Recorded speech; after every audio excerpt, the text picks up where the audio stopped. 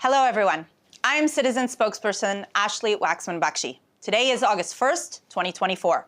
This is the live daily briefing of the Israeli Citizen Spokespersons Office. We are live on Instagram, X, YouTube, and LinkedIn, and available afterwards wherever you get your podcasts.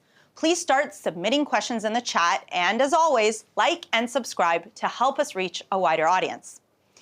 Today is day 300 of the October 7th war and the Hamas hostage crisis. Day 300 that the hostages are being starved and tortured and raped and executed in the Hamas terror dungeons. And we need your voice to demand Hamas let them go now. Israel is preparing for Iran's retaliation. Iran is openly vowing revenge and is threatening to escalate its seven-front war against Israel. Iran is mad that Israel allegedly eliminated Hamas arch-terrorist in Tehran because it wants to protect the leaders of its proxy armies so they can keep attacking Israel. Israel's alleged elimination of October 7th monster Haniya was not an escalation. Hamas's October 7th massacre was an escalation. Hezbollah's entry into this war on October 8th, launching 6,500 rockets, missiles, and drones, was an escalation. Houthi Islamic pirate attacks were an escalation. Attacks from Iranian proxy armies in Iraq and Syria were an escalation. Flooding the West Bank with weapons for jihad on Jews was an escalation. Iran's direct, massive aerial attack in April, 350 missiles and drones, that was an escalation. Israel is fighting in self-defense.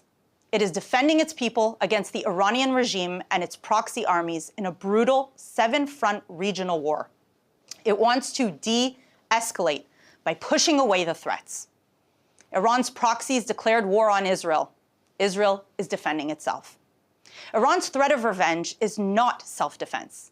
It's a continuation of its aggression.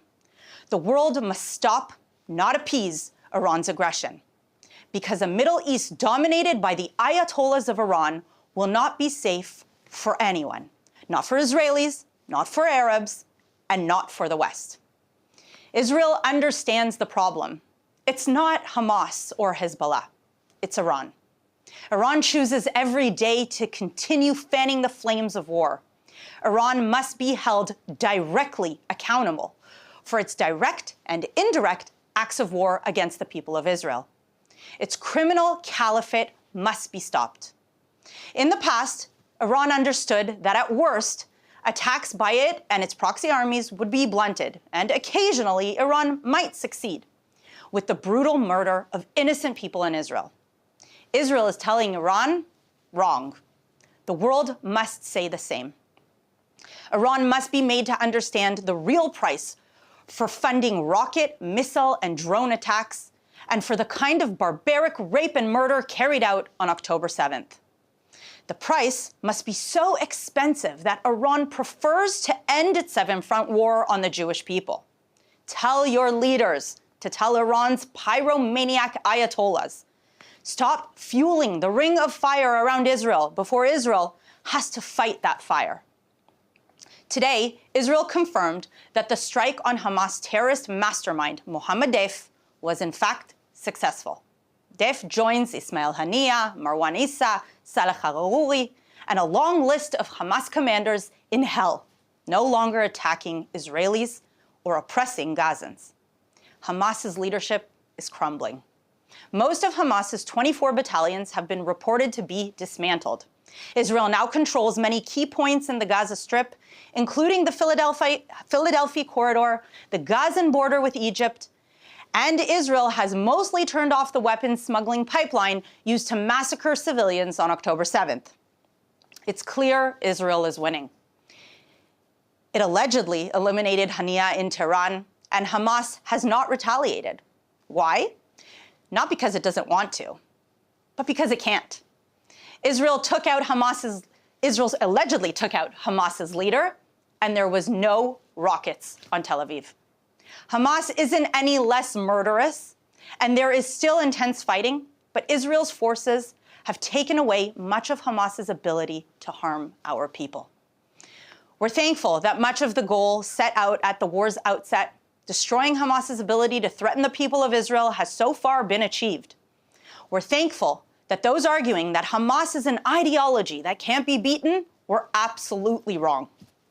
A goal that has only been partially achieved is the return of our hostages. 115 hostages are still held by what's left of Hamas, including my cousin, 19-year-old Agam Berger, and 2 toddlers. Today is 300 days since Hamas cruelly tore these children, young people, and elderly, some Holocaust survivors, from their families.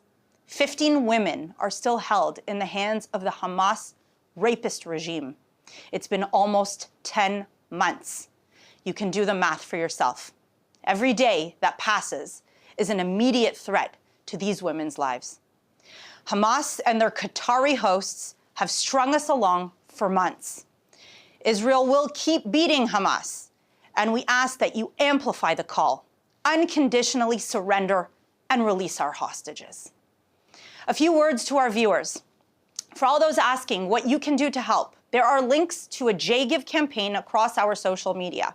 Those donations provide the support we need to keep getting out the word. I'd also ask that you sign up to our email list. I promise we won't bother you with junk. This will allow us to get you our message directly and occasionally share special content. Now let's take some questions from our audience watching live on social media. Our first question comes from Joan on Instagram Live, who asks, why are you Israelis so angry about 12 dead children in Israel when Israel has killed thousands of children in Gaza? We are angry for the death of every child.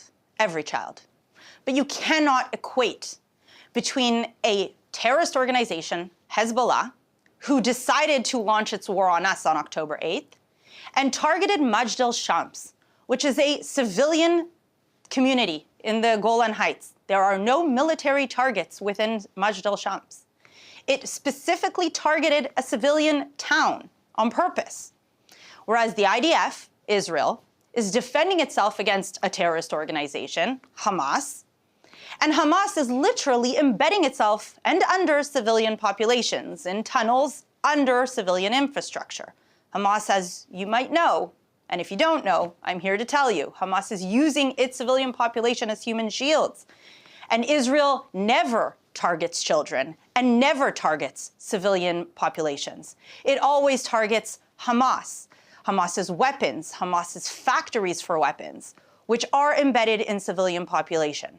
So if you're going to blame someone for the death of Gazan civilian population, it is Hamas that is responsible. This question coming in for a number of different viewers across platforms, asking, do you really think killing Hania will change anything? That's an excellent question, and I think, firstly, time will tell.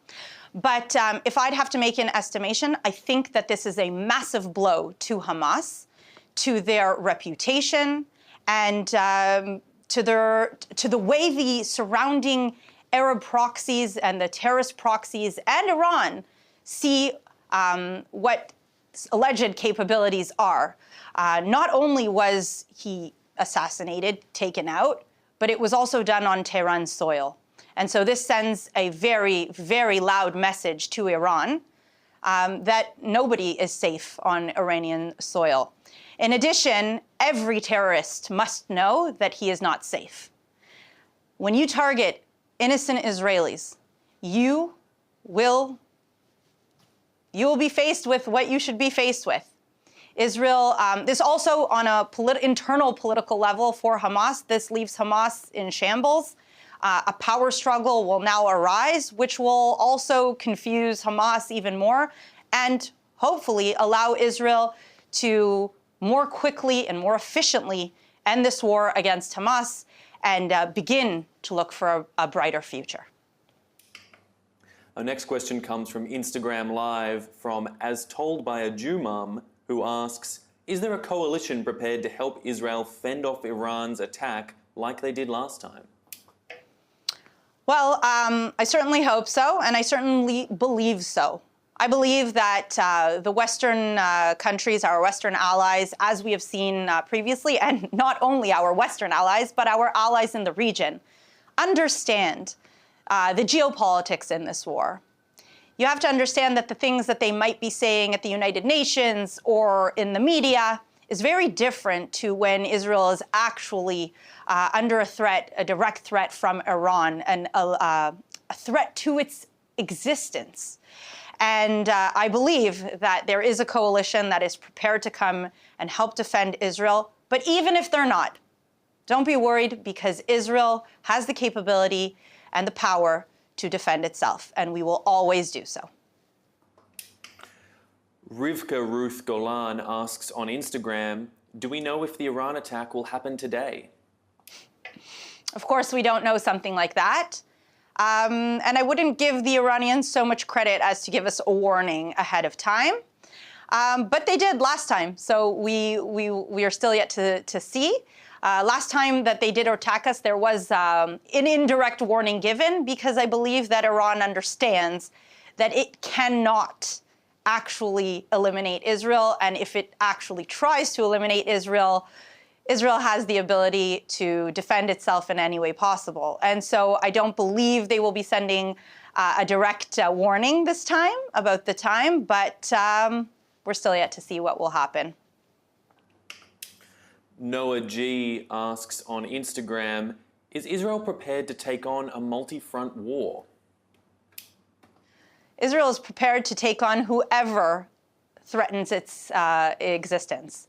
As we have seen in the past, if you don't know much about history, but in 1948, when Israel declared its independence, it was also attacked on 7 fronts. And it was a much different military back then. It was literally Holocaust survivors that were given a weapon and told, go fight, without even knowing the language of their commanders.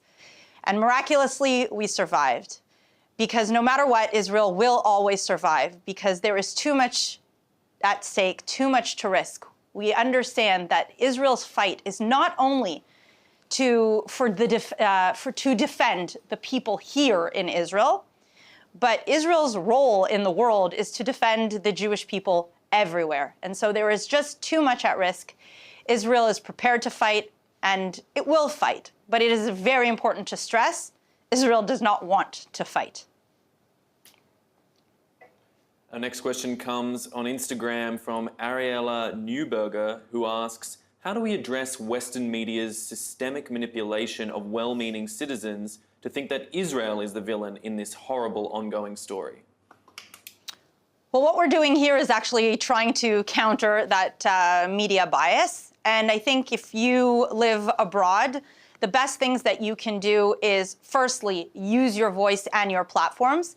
Even if you believe that not many people are following you, you never know how far that post could reach. Share the information not only on social media, but also in person with all the people that you interact with your friends at work. When you hear a conversation that is clearly anti-Israel, or not even necessarily anti-Israel, but is influenced by the media that these people have seen in Western countries, chime in on the conversation. Don't sit on the side silently. I know sometimes it can feel intimidating to enter a conversation, but you being here means that you are receiving the most up-to-date information. So make sure you're using your voice. And of course, don't forget that you live in democracies. So use your voice to protest on the street, to go outside of these media companies and protest that and demand that they remain neutral and unbiased in their coverage of what is happening in the Middle East. Send them letters, call for boycotts. Use everything in your power in your democracies, because fortunately for you, you live in democracies and you can use your voice. Matan El Samin asks on Instagram, is there any progress on the hostage deal? So as far as I know, for the latest that I know is that Israel made a few additions and accepted some of Hamas's demands, and other Hamas's demands tweaked a little bit and gave a counter offer. And it is now in the hands of Hamas yet again to accept the deal to release our hostages. That's where it stands currently. And we just ask that you keep praying that it will happen very, very soon. Leah on Instagram asks, what will the IDF do to protect citizens, and how will he prevent a repeat of Majd al-Shams and the drone attack on Tel Aviv? So Israel is always prepared, and we do have, as you may know, very sophisticated technology. Unfortunately, as we have seen in Majd al-Shams, sometime, when 6,500 rockets are sent to you from Hezbollah, occasionally one of those rockets gets through, and it's a tragedy. But Israel is prepared, and we have many reservists prepared and ready to defend every citizen here in Israel. And the last question today comes from Ed on YouTube, who asks, what is the toll that the war has been taking on Israeli families, individuals, and society at large? That's a great question, and for me, it's a personal question. Just this week, I realized, and I'm sharing here something very personal, I realized that my daughter is suffering from PTSD and anxiety due to the war and the sirens. In addition to that, so you could imagine how many children are suffering. In addition to that, there are over 100,000 Israelis who are still displaced from their homes. Businesses have shut down. We have family members to hostages. This war is we are paying a huge price, a huge toll, emotionally, mentally, economically, and therefore we want this war to end as soon as possible. But this war will not end until every threat is eliminated, until our enemies are prepared to live side by side peacefully, and all our hostages return home. So thank you very much. That's all we have time for today. I ask you again, please check out the J Gives campaign on all our social media platforms. Follow us on Instagram, YouTube, Twitter, X. And we will see you Sunday, same time, 3 p.m. Israel time, 8 a.m. Eastern Standard Time. Let's hope we have a great weekend. Thank you.